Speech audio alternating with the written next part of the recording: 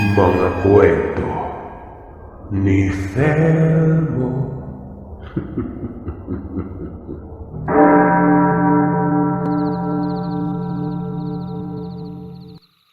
Mapagpalang araw, Sir Seth. Gayun din sa mga taga-pakinig dyan.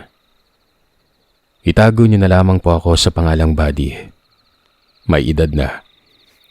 Kasalukuyang nasa Palawan. Pasensya na kung hindi ko matukoy ang eksaktong taon ng kwento ko. Gawa ng bata pa kasi ako noon. Pero detalyado ko pa rin natatandaan ang buong pangyari. Siguro, nasa edad 12 taong gulang ako noon. Sa tagong lugar kami ng Mindoro nakatira. Kasama ko ang mga magulang ko at kapatid na si Estong. Mas nakakatanda ako sa kanya ng 2 taon. Maliban pa diyan, may isa pang kasama kami sa bahay. Ito yung anak sa labas ni tatay na si Ate Faith. Kapatid ko ito sa labas. Bago kasi nakapag-asawa si tatay ay may kalaguyo ito noon na siya namang namatay at naiwan sa kanya ang Ate Faith ko. Nasa edad 17 taong gulang o di kaya higit pa ang edad ng ate ko. Mahirap ihayag ng maayos gawa ng sobrang tagal na kasi nito. Magpaganon pa man, pipilitin kong bigyan buhay para maging malinaw sa inyo ang lahat. Etong kapatid kong si Estong, may kapansanan. Bingi ito. At dahil dito ay naging pipi na rin siya.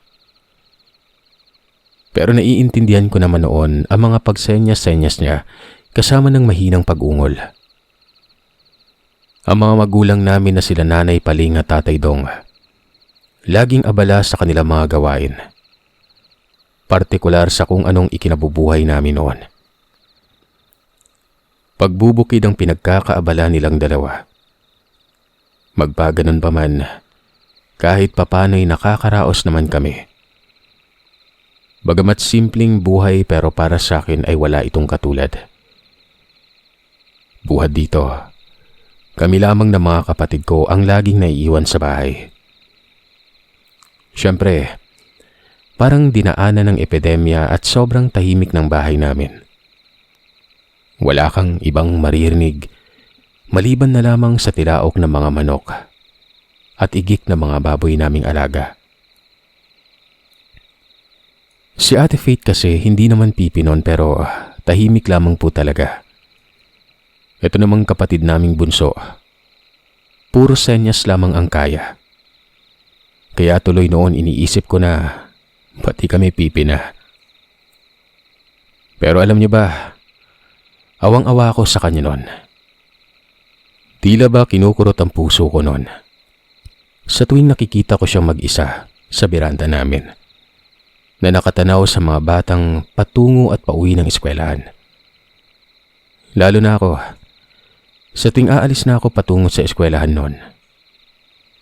Nakikita ko ang mga mata niya na tila ba nangungusap ito at ipinapahiwatig na gusto niya ring mag-aral. Hindi kasi nakapag-aral si Estong. Ang hirap ng kalagayan niya. Hindi naman pwedeng isabay sa katulad namin dahil ang ganitong kapansanan may espesyal na eskwelahan para sa kanila. Meron naman sa lugar namin pero sadyang napakalayo ito. Hindi naman sa itinatanggi ng mga magulang namin pero sapat lang ang kinikita nila sa pang-araw-araw naming pangangailangan. Naiintindihan naman yun ni Estong pero hindi pa rin maiwasan ang mainggit ito. Bagamat hindi nakikita sa kinikilos pero alam na alam ko na sa loob-loob nito, naroroon ang sakit. Kung kaya noon kapag umuwi ako na mismo ang nagtuturo sa kapatid ko sa pamamagitan lamang ng senyas. Nakabili kasi ang ate noon ng libro kung saan makikita lahat ng lengguaheng kamay lang. Pinag-aralan ko yon. Itinuro ko naman kay Estong. Mahal na mahal ko ang kapatid ko, Sir Seth. Malambing ito Wala akong ibang nakikita sa kanya kapag nasisilayan niya akong hindi nakangiti. Tatakbo agad si Istong tapos lulundagan pa ako sa bayakap sa akin noon. Kung minsan pa, ginagala ko siya. Kahit papaano'y maaaliw din naman si Istong. Hindi lamang yung puro detalye lang ng bahay at paligid malapit sa amin. Hanggang sa may natuklasan ako sa kanya. Sa pamamagitan ng pagsenyas ng kamay, may nakikita umano siya na hindi namin nakikita o hindi ko nakikita nun. Kinukumpas niya ang kamay tapos turo sa isang banda. May bigote umano, malaking tao at kulay na kakulay ng lupa. Umiiling naman ako sa ipinapahiwatig ko sa kanya na hindi ko makita pero iginigiit niyang meron talaga. Sabi ko pa ay samahan niya ako at ituro sa malapitan. Pero nakikita ko sa mukha niya na natatakot ito tapos balisa at hinihila pa ako pauwi nun. Doon ito banda sa lupain ng lolo at lola namin.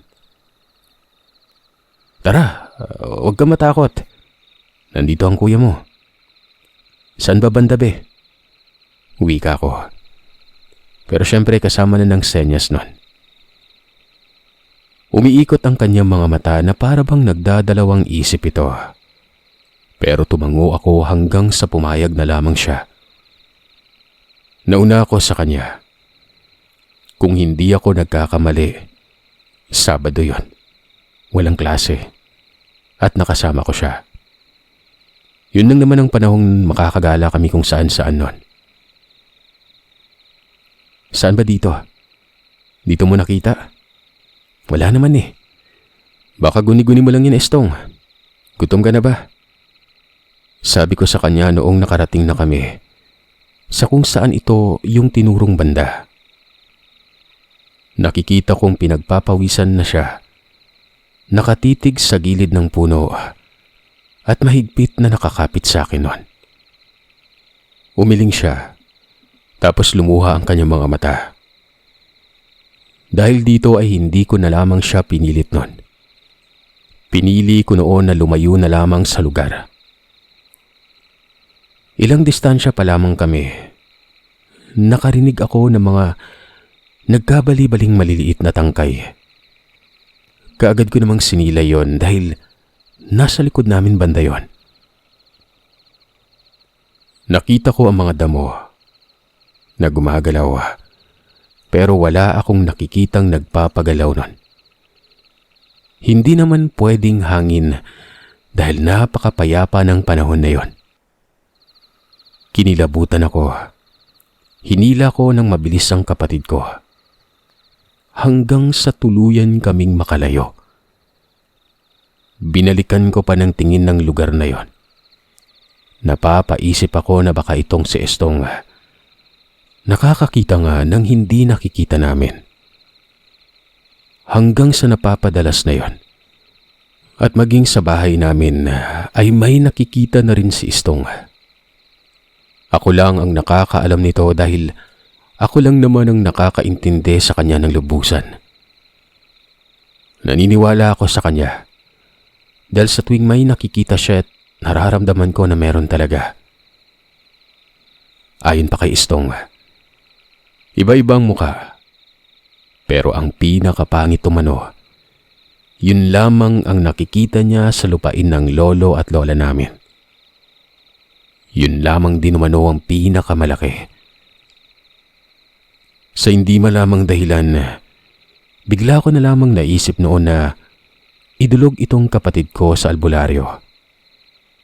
Pero kami lamang dalawa. Abala lamang kasi kapag ipinaalam ko pa sa mga magulang namin.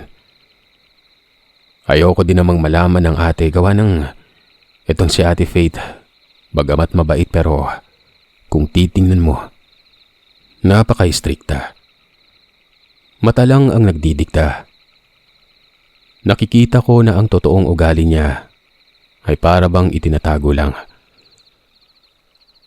Napaka-matikiloso pa nito. Ayaw na makakita ng mga kalat sa bahay. Makalat pa naman kami noon ni Istong. Tahimik man ang ate pero padabog ito kung kumilos. Kaya naman takot talaga ako sa kanya.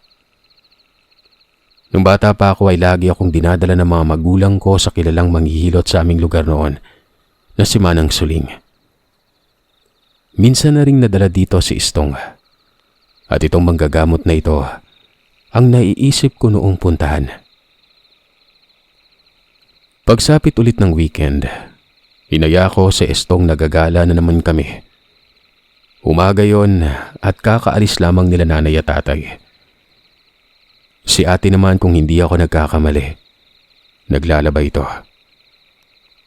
Nga pala, para maging malinaw sa ating lahat ang postura ng lugar, ganito yon.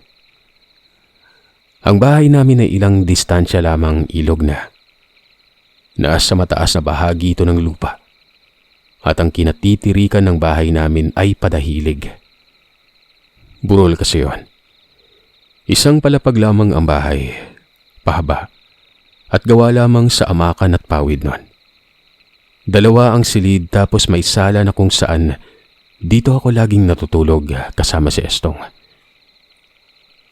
May daanan sa baba na kung saan dito masisilayan ang mga estudyante na patungo at pauwi galing eskwela.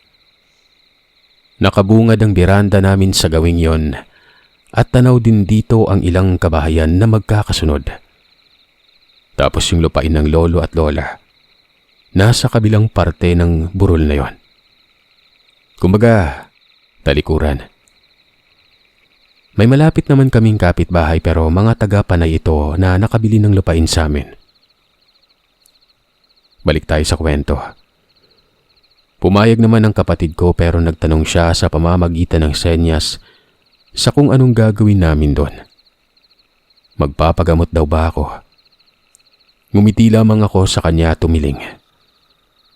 Itong kapatid ko, sa oras na igala na ay sobrang seryoso na mukha. Hindi ko alam, imbis sana matuwa pero para bang nag-aalala. Marahil nga dahil ito sa mga nakikita niya. Malapit lang naman ang bahay ni Mang Suling pero nasa liblib ito. Si Istong noon habang naglalakad kami ay nararamdaman ko naman ang paghigpit ng kapit niya sa akin. Nakangisi lamang ako dahil alam kong may nakikita na naman itong hindi maganda. Pinapagaan ko ang loob niya para isipin niyang hindi nakakatakot yon. Nang makarating kami sa bahay ni Manang Suling, dito pa lamang ito kumalas sa akin. Tapos ay nilibot niya ng tingin ang buong paligid pero sa pagkakataong ito, kapansin-pansin na masigla ang mukha niya. Nagkataon namang naroroon si Manang Suling. Kasalukuyan itong nagpapaliw ng buli sa gilid lamang din ng bahay na yon. Gumagawa kasi itong si Manang Suling ng banig mula sa buli. Binati ko ang matanda. Tumango naman siya. Pero nakatuon lang ang atensyon sa trabaho. Nagtanong si Manang Suling kung anong sadya namin sa lugar. Dito ay sinabi ko naman sa kanya na ipapatingin ko ang kapatid ko. Sabat pa niya. May sakit daw ba umano si Istong noon? Umiling ako noon at sinabing wala. Ano bang ipapatingin mo sa akin? Huwag mong sabihin na ipapagamot mo sa akin ang pagkabingi niya. Maling tao yung nilapitan niyo. Ito talaga mga batang to. Nag-agana ba kayo? Bungad ng matanda noon. Tapos na po, Manang Suling. Hindi po patungkol sa pagkabingi niya po eh. Kwan. Si Estong kasi Manang Suling, may nakikita na hindi ko nakikita. Ano po bang meron sa kanya yung sinesenyas ng nakikita niya, nararamdaman ko. Kaya naniniwala ako sa kanya Manang Suling. Tumindig ng maayos sa matanda. Halata dito na nagtataka at nakasimangot ang mukha na para bang may gustong sabihin pero hindi kaagad nagbibitaw ng kataga. Nagbuntong hininga si Manang Suling, tapos ay nilapag ang maliit na kutsilyo sabay lapit sa amin nun. Tinitigan niyang maigi si Estong. Alam kong walang alam si Estong sa mga sinabi ko kay Manang Suling. Bingi nga ito, di ba? Kaya noon ay kinakalabit ako ni Estong at nagsenyas kung anong nangyayari. Ngumiti na lamang ako. Natakot pa si Estong dahil umupo sa kanyang harapan si Manang Suling. Yung pagtitig ng matanda ay walang putol. Muling nagbuntong hininga si Aling Suling sabay sabi na pumasok daw kami ng bahay. Kaagad naman akong tumango noon. Hinila ko si Estong tapos pumanik kami ng hagdan. Nakaangat kasi sa lupa ang sahig ng bahay ni Manang Suling. Nang makarating kami sa biranda, nakita ko pa ang kaibigan ni ate. Apo ito ni Manang Suling na si Berto. Abala yon sa paggudkod ng niyog. Siguro'y magagata silang pamilya nun. Naupo muna kami sa biranda. Kinukulit naman ako ni Estong. Ano daw ang ginagawa namin doon sa lugar na yon?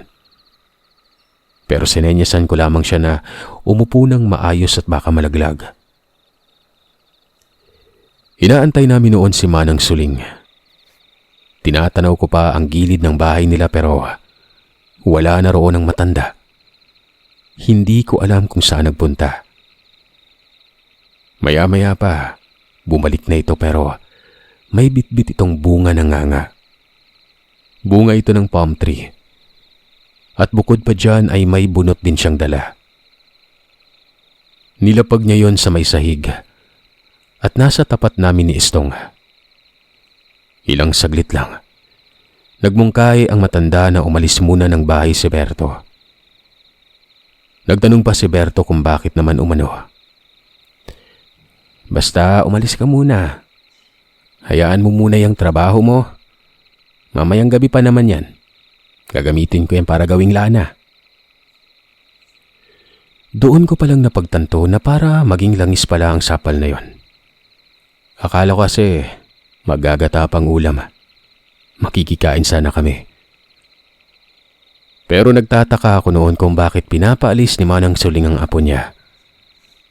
Parang napakaselan kasi kung iisipin, nawari ba may gagawin ng matanda na hindi dapat makita ng iba? Pero naroon naman na ako. Hindi niya sinita. Hindi na lamang ako nagsalita noon. Minabuti kong mag-antay na lang sa kung anong gagawin ni Manang Suling. Yung bunga, biniyak ito ni Manang Suling. Tapos yung maliit na laman, sinubo niya sa bibig niya at ginuya ito. Napakunot pa ang mukha ko noon. Napakapakla ng bunga ng palm tree. Pero sa nakikita ko sa matanda, napakakalmado lang. Yung bunot ay nilagyan niya ng konting lana. Nilagyan ng kapirasong baga mula sa kanilang abuhan. Inihip-ihipan ito ni Aling Suling hanggang sa lumakas ang usok nun. Tapos yung usok nun, itinapat sa kapatid ko. Mabuti na lamang at hindi gumalaw at naasiwa si Estong na para bang naiintindihan na nito ang ginagawa ng matanda nun. Ilang saglit lang ay dinura ni Manang Suling ang inunguya sa palad niya. Tapos ay nagdakot ng konti dito at pinahid sa noo ni Estong. Napangiwi pa ako noon nang diri ako. Sira-sira kasi ang ngipin noon ni Manang Suling. Sumalangit nawa sa Manang. Paumanhin po. Maya-maya pa'y nilapag na ni Manang Suling yung bunot. At dito, hindi ko alam kung totoo ba ang nakikita ko pero may lumitaw sa likuran niya. Babae ito. Pero tagusan na wari ba'y espiritu lang. Walang mukha yon. Sa puntong yun ay kumapit ng mahigpit sa akin ang kapatid ko. Napamura ako kahit hindi ko naman nakaugalian yon. Nagtanong ako kay Manang Suling kung ano bang nilalang ang nasa likuran niya. Kapatid ko siya. Matagal na siyang yumao. Kambal ko at siya ang gabay ko. Pinapakita ko lamang sa iyo kung ano ang nakikita ng kapatid mo lagi. Masdan mo ang kapaligiran. Hindi ko alam kung totoo o hindi pero aminado ako na ang napapansin o ang nasisilayan ko na mga panahon na yon talagang nakakakilabot. Halata namang totoo dahil ang kapatid ko ay dilat na dilat ang mga mata. Nakatuon din doon. Kinukumpas pa ang kamay nito at ipinapaintindi sa akin na may nakikita na naman siya. Ang sabi ko naman kasabay ng pagsenyas ay nakikita ko rin ang nakikita niya noon. Sa maniwala man kayo sa hindi, maliban sa elementong nakikita ko sa likod ni Manang Suling, pagala ko ng tingin sa buong paligid, halos himatayin ako sa kilabot noon. Iba't ibang elemento ang nakikita ko. Ipapaliwanag ko sa inyo isa-isa, base sa mga naalala ko noon. Ang nasa likod ng bahay ni Manang Suling ay parang palaka itong nakadapa at napakapangit ng muka. Para bang may kaliskis, tapos ang lalaki ng mga mata. Sa bandang kanto ng bakuran ay para bang nakatalikod na tao, pero walang ulo. Ang suot nito ay itim na waribay sinaunang toksido. Sa hagdan, may nakadungaw doon na parang tiyanak. Maliit ito na sinlaki lamang ng sanggol na kakasilang pa lang. Nakausli ang tiyan, mapupula ang mga mata at napakaitim ng balat. Nakangisi ito na wari ba tuwang-tuwa pa nun. Yung iba, padaan-daan lang. Tila ba may sariling mundo. May tao din pero karamihan, mga impakto. Tinuro ko pa sa kapatid ko ang mga ito. Tumango lamang ito sa akin tapos nagsenyas na nasanay na umano siya sa nakikita niya. Pero ang nasa likuran umano ni Aling Suling, noon niya palang umano nakita yon. At nakakaramdam siya na parang hinahaplos ang kanyang pisngi. Ito namang manggagamot na kapagtatakang kalmado at parang wala lang. Tumawa pa ito at sinabing, "Huwag ko na lamang umanong pansinin." Tinawag niya umano lahat ng mga elemento na nakatira lang sa lugar namin. Dagdag pa ng matanda, ang kapatid ko umano, bagamat may kapansanan pero nabibiyayaan siya ng kakaibang abilidad. Kung nakikita niya ang mga nilalang sa paligid, dapat parati nang nagkakasakit itong si Estong. Gawa ng mababati siya ng mga ito. Pero hindi siya ginalaw. Isang pahiwatig lamang na nagugustuhan si Estong ng mga elementong yon. Halata naman umano dahil ang kapatid ni Manang Suling, hinahawakan siya ngayon. Bagamat nasa likod siya, pero ang presensya nito ay katabi namin. Natutuwa umano sa kapatid ko, ang gambay na matandang yon. Kulang lang ng pag-iya si Estong. Ayon kay Manang Suling, napakalaki ng potensyal umano ni Estong na magiging manggagamot balang araw. Lalo pat kasunod daw nito ang mga elemento na siyang makakatulong sa kapatid ko.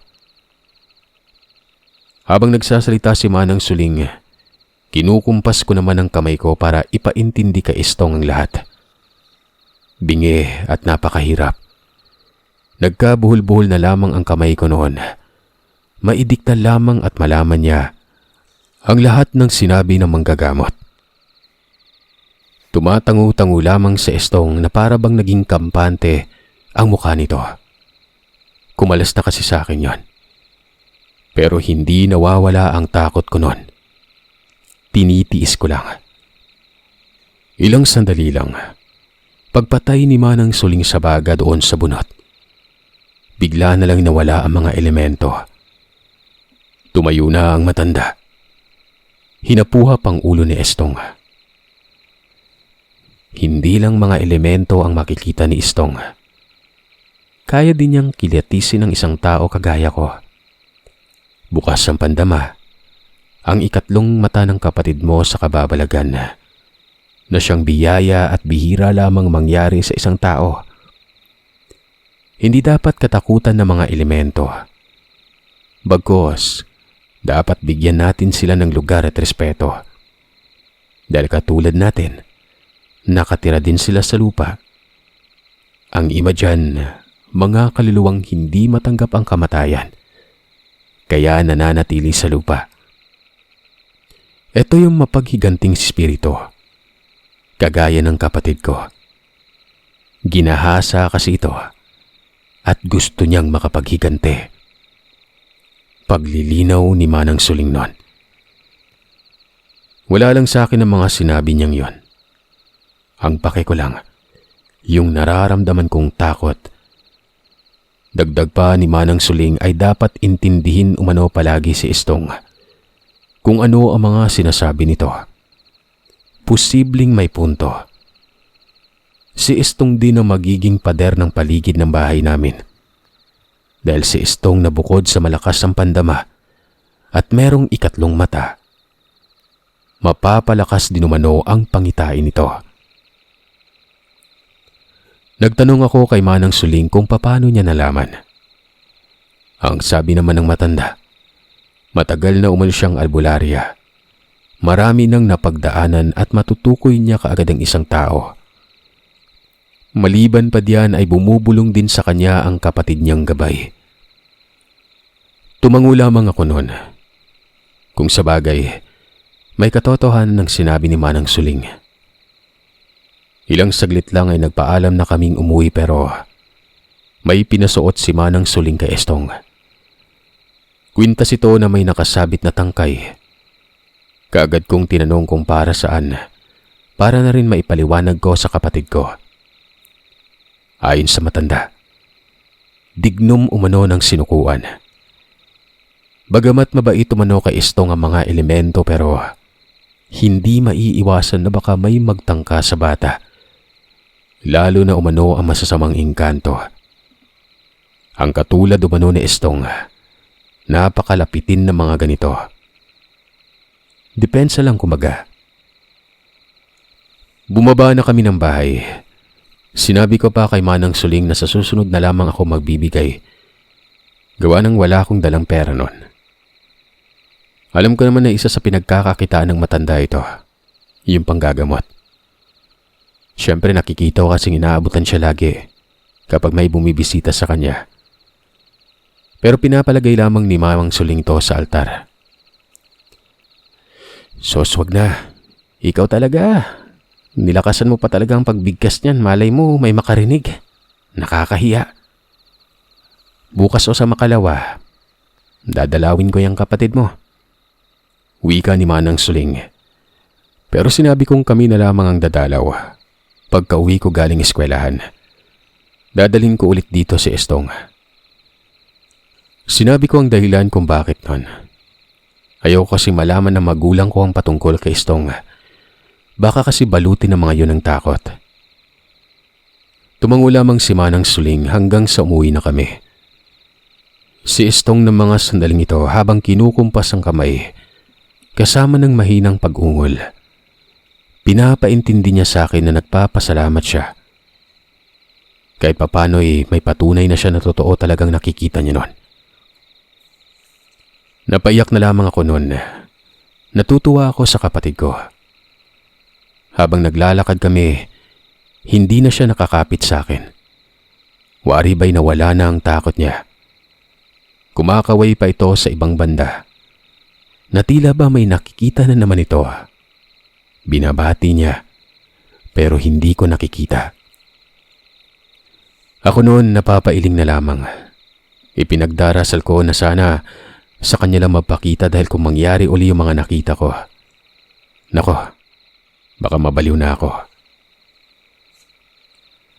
Abante tayo sa mga importanteng bahagi ng kwento. Kung hindi ako nagkakamali, bakasyon noon, palagi ko nang kasama si Estong. Naglalaro itong mag-isa, tumatakbo, tapos sisigaw na lamang bigla na hanapin ko umano siya noon.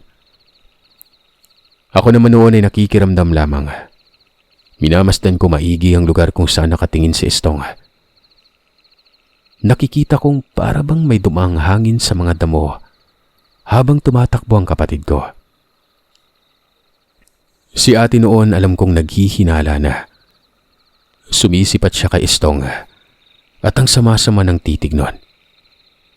Napapansin ko ding tila gustong lumapit sa akin at may gustong sabihin pero nagkukunwari lamang ako.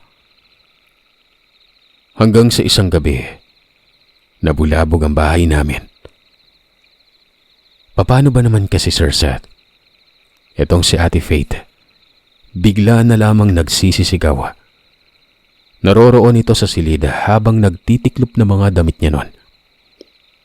Nagkumahog ang mga magulang namin at sinuri kung anong nangyari. Ako naman noon ay nakiusisa din. Nakita ko si Ate Faith na nakatalukbong ng kumot. Habang nakasuksok sa kanto ng dingding, umiiyak si ate nun. Nang tanungin siya ng tatay kung anong problema, inangat ni ate ang kanyang kamay. Tinuro sa may ibabaw ng aparador. Sabi niya, may impakto daw na nakapatong sa aparador kanina. Nakikita ko noon na halos sabay pang sumimangot ang mukha nila nanay at tatay. Kagad sinabi ng aking ama na wala naman umano. Baka umano namamalikmata lamang si ate. Hindi malikmata yun, tay. Maniwala kayo sa akin. Kitang-kita ko na nga eh. Parang lulundagan pa ako. Ang pula ng mga mata niya. Nakakakilabot po. Giit ni ate. Umiling ang tatay at sinabing humayos umano si Ate Faith. Baka katulad ng iba, natuto na rin ito ng bisyo. Si nanay naman ay lumabas ng silid na wari na walan ng gana. Umiling-iling pa ito at sinabing nilayasan umano ng saktong katinuan si ate nun. Patuloy sa pagyak si ate. Dinitalye pa nito ang kabuang itsura ng nakita niya. Mabalahibo at napakaitim ng katawan. Yung mata lang daw ang nakita niya dito at yung bibig na nakangisi. At may matutulis na mga ngipin nun. Sa mga sandaling yon, nabaling ang atensyon ko kay Estong. Nagtatatakbo ito sa labas na wari ba may tinataboy na aso. Makikita naman sa kinikilos niya kahit hindi nakapagsasalita pero yung pagkumpas niya ng kamay, parang nagtataboy talaga ng aso. Nagdampot pa ito ng bato sabay bato sa madilim na direksyon.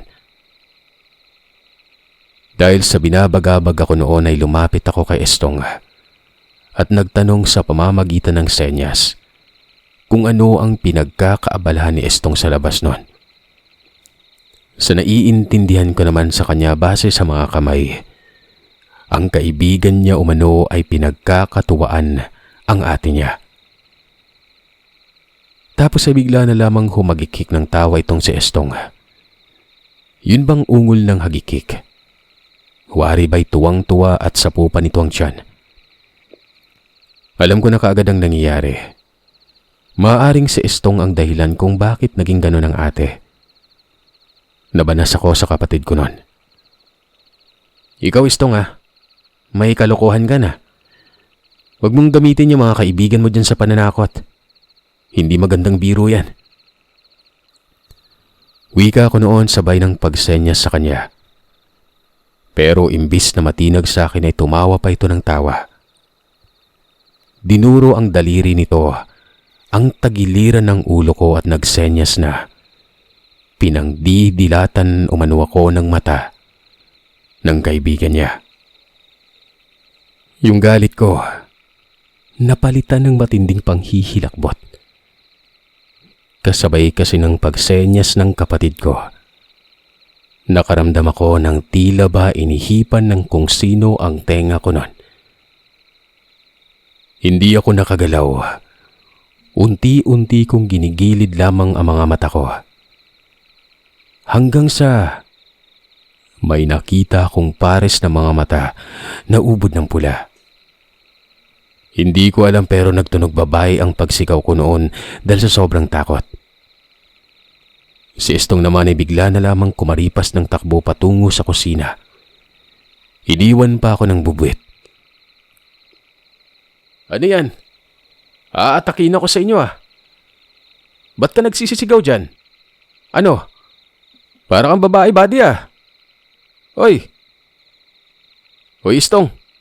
Na paano yung kuya mo? Sigaw ng tatay sabay tanong kay Estong. Si Estong na may hindi makawari. Ang pagpapaliwanag nito sa pamamagitan ng kamay. Nakikita ko noon na ibang dahilan ang sinabi nito. Sa pagkakaintindi ko ay hindi niya alam kung bakit umano ako nagsisisigaw noon. Wala tay. Sinusubok ko lang yung boses ko kasi plano kong sumali sa choir. Pasensya na po. Paliwanag ko noon. Napapailing na lamang ako at pinilit kong magdahilan ng iba. Pero hindi pa rin ako gumagalaw. Hanggang sa maya-maya pa'y kinalabit na ako ni Estong. Nakangisi pa ang dugyot. Ayon pa dito'y wala na umano ang kaibigan niya. Sa galit ko noon ay piningot ko ang kapatid ko. Muli kong sinabi sa kanya na huwag gamitin ang mga nilalang sa kanyang kalokohan. Yun pa lamang ang unang beses kong makita ang kapatid kong tuwang-tuwa. Bagamat nagalit ako sa kanya ay nahimasmasan naman kagad ako na huminahon. Humingi ako ng tawad sa kapatid ko. Baka kasi mailang na ito sa akin. Isang hapon, napabisita si Manang Suling. Sa pagkakataong ito ay kami lang dalawa ni Estong ang nasa bahay noon. Si ate nagsimba. Natatawa pa nga ako noon dahil yun pa lang din ang makita ko ang ate ko na nanampalataya na. Siguro'y ipinagdadarasal niya na lubayan siya ng impaktong nakita niya noon. Parati kasi umanong nagpaparamdam ito sa kanya kahit hindi niya nakikita pero alam niya umano na nasa loob lamang ng bahay noon. Siyempre alam ko ang dahilan dahil kaibigan nga yun ni Estong. Balik tayo kay Manang Suling. Nakiusap ito sa akin. Ang sabi ng matanda, kung pwede ba daw na isama niya si Estong, may pupuntahan lamang sila. Nagtanong naman ako kung saang lugar at anong sadya. Dito ay nagulat ako bigla, Sir Seth, dahil ang sabi ni Manang Suling ay may ipapakilatis daw siya kay Estong. May pinaghihinalaan umano siyang aswang at gusto niyang makumpirma yon. Dagdag ng matanda ay may matandang lalaki umanong napabisita at ang anak nito ay nakunan umano ng makailang beses noon. Hinala nila'y aswang ang dahilan. Ito'y base na rin sa pagsasalaysay ng anak. Maging ang asawa umano ng anak, nakakita ng napakabilis umano ng paggalaw ng nilalang na yon. Pumanhik na lang bigla ng bubungan. Hindi ko alam kung papayag ba ako o hindi. Alam kong totoo ang aswang. Naniniwala ako sa mga impakto na umiiral. Aswang pa kaya? Nagpatuloy sa pagpapaliwanag at pakiusap si Manang Suling. Sa hindi malamang dahilan, bigla namang lumapit si Estong. Kinalabit ako nito sabay tango at tingin kay Mamang Suling. Nanlaki ang mga mata ko, Sir Seth. Nakapagtatakang parang naintindihan ni Estong ang mga sinabi ni Manang Suling noon. Wari ba'y may pandinig na ito? Nagkumpas ako ng kamay at nagtanong kung ano ang pinapahiwatig ni Estong. Dito ay nakumpirma ko sa pamamagitan ng kanyang kamay at daliri. Gusto niyang sumama kay Manang Suling. Indikasyon ito na talagang alam niya na parang hindi bingi. Natuliro ako noon at namangha sa kapatid ko. Parang hindi na normal na tao si Estong.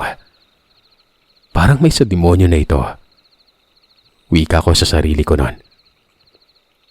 Hanggang sa nagsalita ako, Sir Seth, nang walang kasamang pagkumpas ng kamay.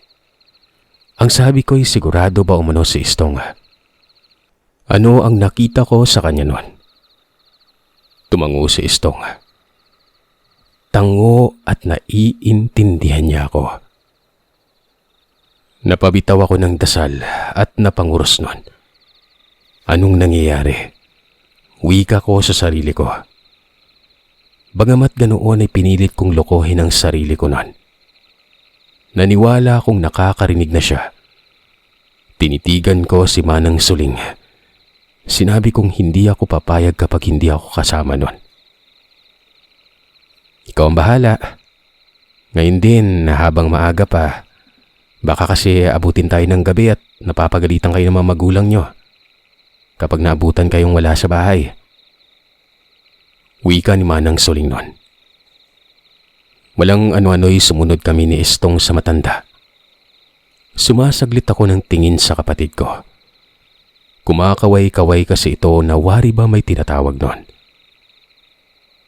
Kung hindi ako nagkakamali noon ay sinama ni Estong ang mga kaibigan niya. Hindi ko alam kung ilan at ano-ano ang mga ito. Pero isa lang ang natitiyak ko noon. Napakapangit nila. Si Manang Suling naman, sumasaglit ito ng tingin kay Estong.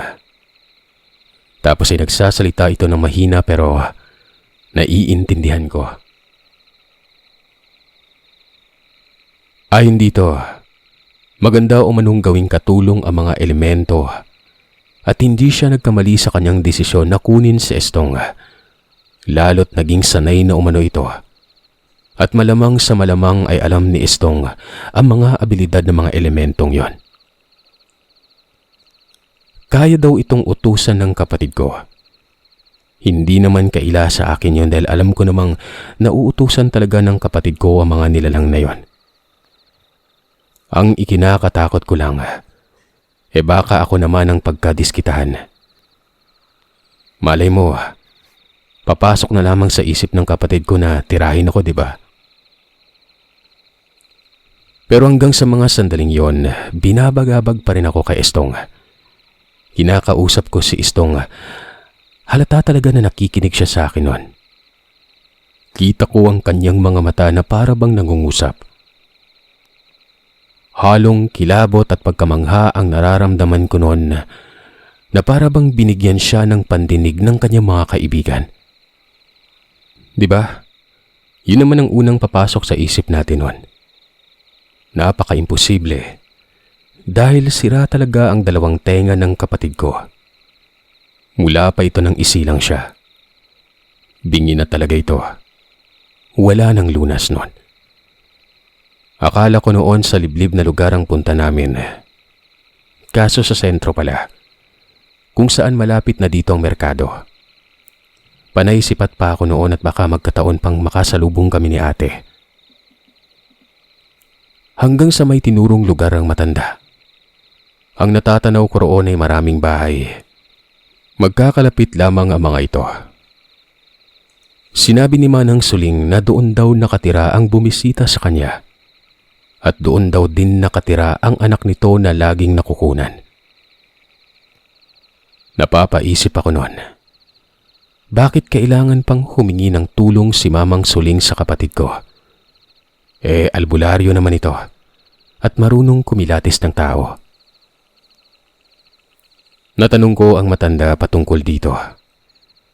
Ang sabi niya naman sa akin ay hindi daw sa lahat ng pagkakataon ay kaya niyang alamin ang sitwasyon. Bagamat albularyo siya, may hangganan pa rin ang kanyang abilidad. Lalong-lalo na umano sa mga aswang. Lalong-lalo na't aswang pa ang kakaharaping problema. Ang aswang umano ay napakagaling. Kahit gaano pa kabihasa ang isang albularyo, kaya nitong manlinlang Lalo na kapag ang aswang na yon ay may alam din sa gawain ng albularyo. Pero bakit si Estong po? Manang Suling ang bata pa ng kapatid ko. Wala pa po siyang alam dyan sa ginagawa nyo. Ayon naman kay Manang Suling, iba umano ang kapatid ko. Ibang-iba. Ipagpalagay na lamang umano naming parang sugo ang kapatid ko na yon. Hindi niya umano maipaliwanag ng maayos gawa ng alam niyang hindi ko maiintindihan. Pero napakalakas umano ng kapatid ko. Kung ang kapatid ko lamang umano ang kikilos ay mas may abilidad pa siya kesa sa manggagabot. Malalim umano ang ugnayan ni Estong sa kababalagan at misteryo. Parang umanong nakakarinig na kung nakikita ko. Lahat umano ng mga kaibigan niyang elemento. Gabay niya na. Kaya hindi malayong magkakaroon ito ng kanyang pagbabago. Pagkarating namin umano doon sa lugar na pupuntahan, malalaman ko pa ang ibang kayang gawin ng kapatid ko noon. Tumango na lamang ako at saglit na lumingon sa kapatid ko. Gusto kong matuwa dahil nakakarinig na siya pero nakakatakot talaga, Sir Seth. Kahit hindi ko nakikita mga nakikita niya ay para bang may lumalarawan sa isipan kong parang nakikita ko na rin sila. Nang makarating kami sa lugar, nakita ko ang bahay ng nasabing pamilya. Malaki pala ito at masasabing talagang may kaya sa buhay. Nakakatuwang isipin na naniniwala ang mga ito sa kababalagan. 2 palapag ang bahay ng mga ito at mahaba pa. Gawa sa semento lahat at may bonggang beranda. Ang ibabaw kasi nito ay may nakalambiting mga halamang bulaklak. Maraming mga bahay doon. Magkakasunod at may mga tao ding nakatambay. Ilarawan niyo na lamang sa isip niyo ang isang looban na may mahabang eskinita at magkakasunod ang bahay. Ganon na ganon. Bumungad sa amin ang matandang lalaki.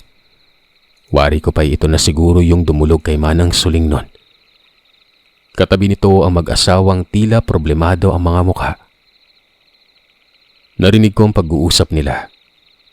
Ang sabi ni Manang Suling ay lilibutin daw namin ang buong lugar.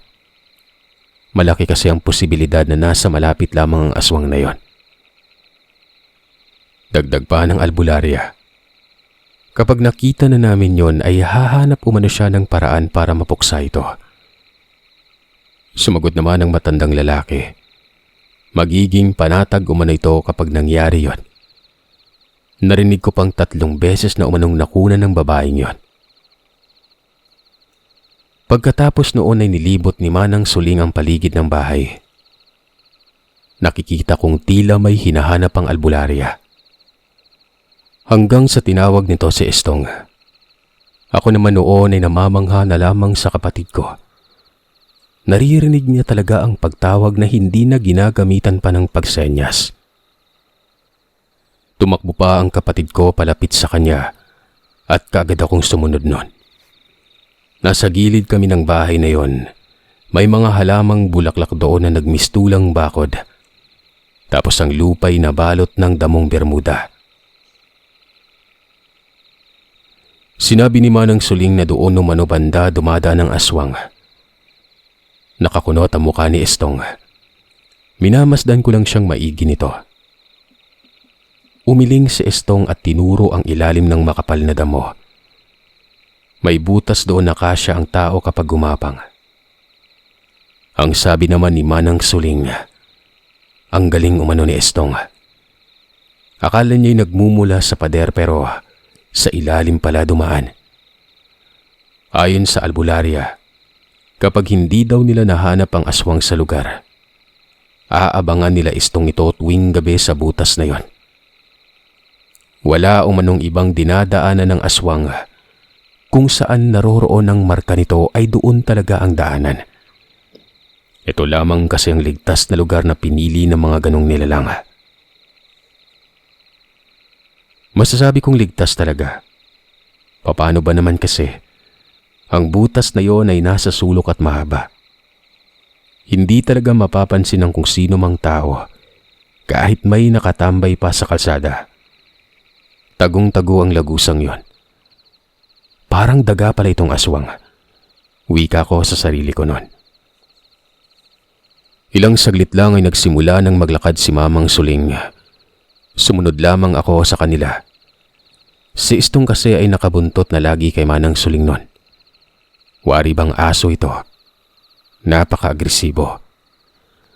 Nakikita ko pang kumikibot-kibot sabay kunot ng ilong na wari bang may inaamoy. Hindi ko sila dinestorbo.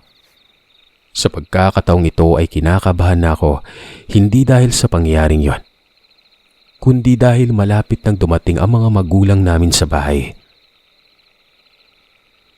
Pinagdarasal ko pa nga noon na sana ay maging madali na lamang at piniguradong sisirit kami ng takbo ng kapatid ko pa uwi noon. Marami kaming nadaan ng mga bahay doon. Pumuslit pa kami sa isang tindahan at nanatili ng ilang sandali. Pinakikiramdaman ni Mamang Suling ang magiging reaksyon ni Istong. Hanggang sa nakarating na kami ng dulo. At dito ay makikita na ang naglalakihang mga puno. May bahay naman pero magkakalayo na. At ang unahan pa, may ilog. Ang tawid nito ay gubat na. Ang ilog na ito ay nakaugnay sa ilog na matatagpuan malapit lamang sa amin noon. Dito ko naisip noon na sa tabi na lamang kami ng ilog dadaan para maging madali ang pag-uwi. Pero hindi pa. Hinahanap pa nila ang nilalang. Ilang saglit lamang ay huminto si Istong at may tinitignang lugar. Napakasama ng itsura ni Istong. Nagkukumpas ito ng kamay. Hindi naman yung lingwahe na sa pagkakaintindi ko doon ay para siyang may inuutusan. Sa maniwala man kayo o sa hindi. Mga minuto lamang ang namagitan. Tumingin si Istong kay Mamang Suling. Sabay angat ng kamay nito. Yung daliri ay nakaturo sa diretsyong tinatanaw ni Istong kanina. May bahay doon. Malaki din pero luma na. Sigurado ka ba? Isang buong angkan? Talaga? Wika ni Mamang Suling. Napapailing na lamang ako noon habang nagsasalita si Mamang Suling. Kilay lamang ang senyas ni Istong bilang pagtugon. Hanggang sa nagkumpas ng kamay si Istong at doon nanlaki ang mga mata ko. Ayon sa pagkakaintindi ko ay gusto ba daw ni Manang Suling na puntahan ni Istong ang bahay na yon. Dali-dali kong kinalabit ang kapatid ko. Sinabihan ko siyang hindi pwede nun. Sinabi naman ni Aling Suling na siya na lang. Siya na ang bahala.